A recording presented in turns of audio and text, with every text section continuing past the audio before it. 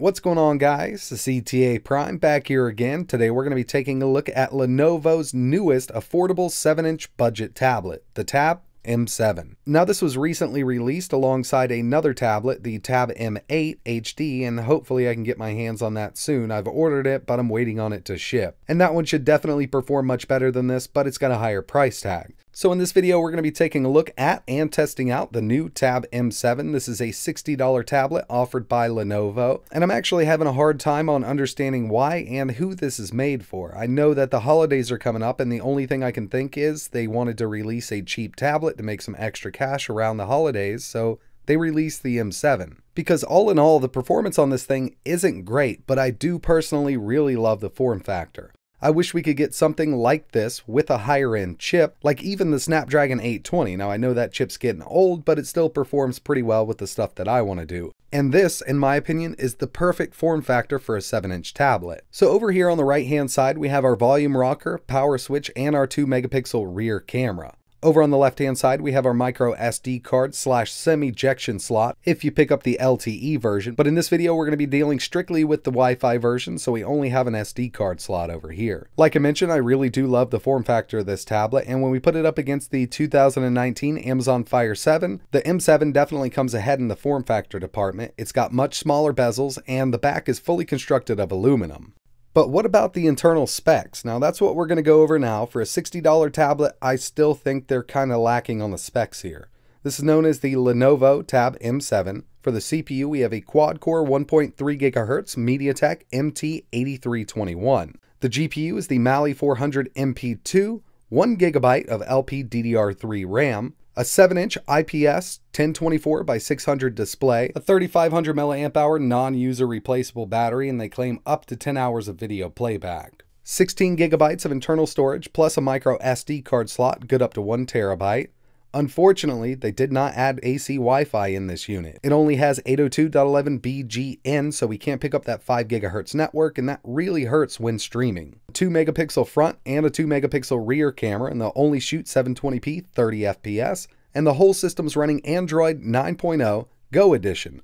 And that's actually one of the best things it's got going for it. Now there are a few extra side-loaded apps, but they can be deleted when you boot the unit up. And Android Go actually works quite well with 1 GB of RAM as opposed to the regular version of Android 9.0. But I still look at this as quite odd, seeing that it's 2019 and companies are still releasing Android devices with only 1 GB of RAM. Even though this is running Android Go, an extra gig or even a half a gig would have helped out tremendously. So overall, this device is still pretty close to stock Android. We do have the Google Play Store right out of the box. You don't have to do any modifications to get that, so you can download your favorite apps. But keep in mind, this is a very low-powered chip in here, and a lot of the games aren't going to run at full speed, even some of the lower-end ones. Now, I think one of the main things that's hurting this tablet the most is the exclusion of AC Wi-Fi. If this had AC Wi-Fi built in, streaming would be pretty great on here.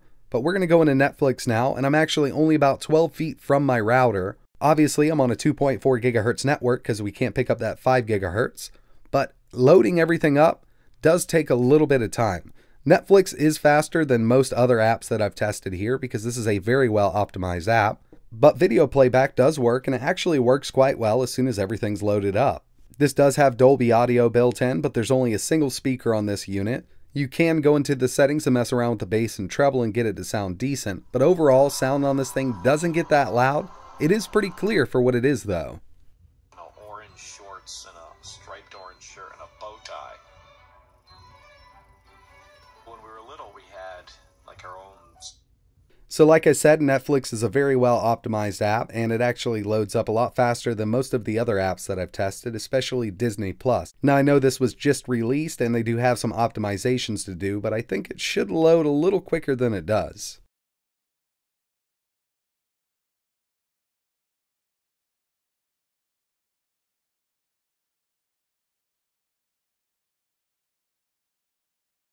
And I personally think this has to do with a combination of things, the slower CPU and especially the slower Wi-Fi chip that they chose to use in this unit.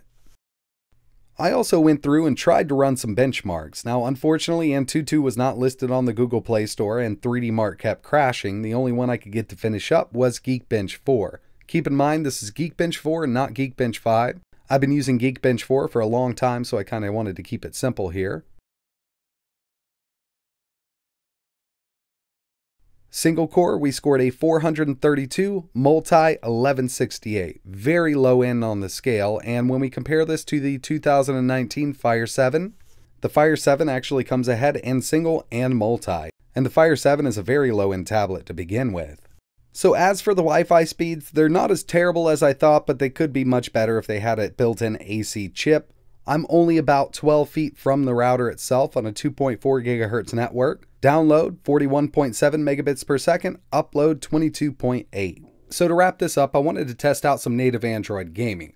PUBG, Call of Duty Mobile are pretty much out of the question on this low-end chip, and especially since we only have that 1 gigabyte of RAM, but there are some games that actually run much better than I thought they would. Like Hearthstone here. Now when I started up the game, it did give me a warning that my device isn't at the recommended specs for the game and it might be slow.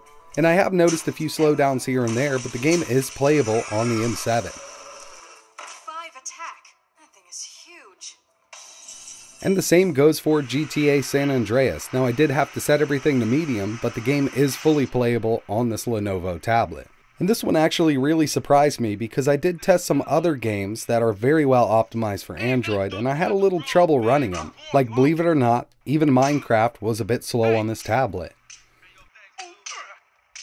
And by the way, I had to lower every video setting in the game itself to get it to run this good. And as you can see, the rendering distance isn't great and there's lots of stutters going on. This is actually pretty odd because Minecraft Pocket Edition is very well optimized and it works on a lot of lower end devices quite well, but we're having a little trouble with the M7.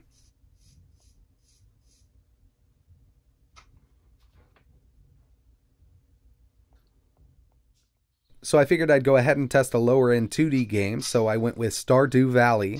And I'm not sure if it's showing up here, but when I go to tap on something, I do get a bit of a stutter. And keep in mind, this is only the very beginning of the game. As you build your farm up, there'll be more assets on screen, and the lag will get worse.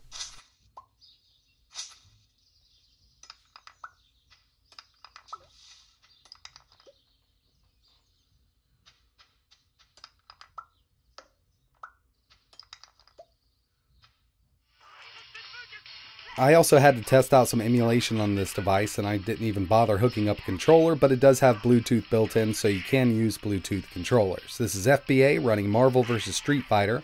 Runs great here, we're getting full speed. And I also went with some DS emulation using the Drastic emulator. We're getting 100% speed. Up in the top left hand corner I do have the FPS listed, and it seems to be running fairly well on the M7. And for my final test, I wanted to get some emulation out of the way. I went with PlayStation 1. Now SNES, Sega Genesis, Game Boy Advance is going to work great on here, either using RetroArch or the standalone emulators, but I figured I'd go ahead and test out PS1. Now while this isn't the easiest game to emulate, we should be able to run this at full speed using RetroArch. And for my test, it hovers around 45, 47, but I've seen it go as low as 42, so we're far from full speed on PS1 emulation. So overall, the Lenovo M7 isn't the best performer. Now with video playback, it works pretty well, but you gotta wait for that loading. Some lower end emulation will work, but even the lower end native Android games that I tested are a bit laggy, so it's definitely not made for gaming.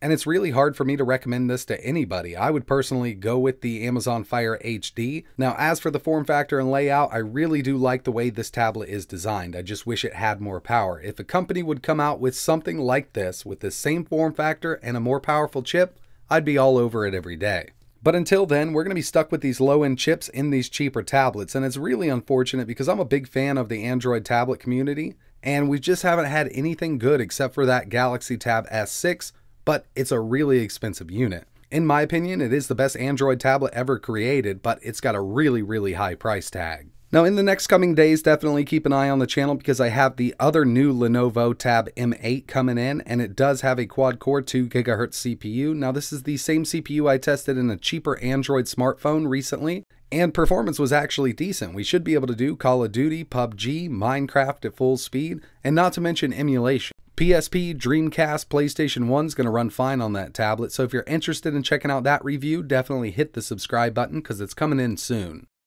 But as for the M7, I suggest you skip this one, and if you still need a really cheap Android tablet, I would go with the Amazon Fire 7, the 2019 version. They're going to be on sale for Black Friday very soon, and I'll leave some links in the description. But that's pretty much it for this video, guys. I really appreciate you watching. If you have any questions or if there's anything else you want to see running on the Lenovo Tab M7 for any reason at all, just let me know in the comments below. But like always, thanks for watching.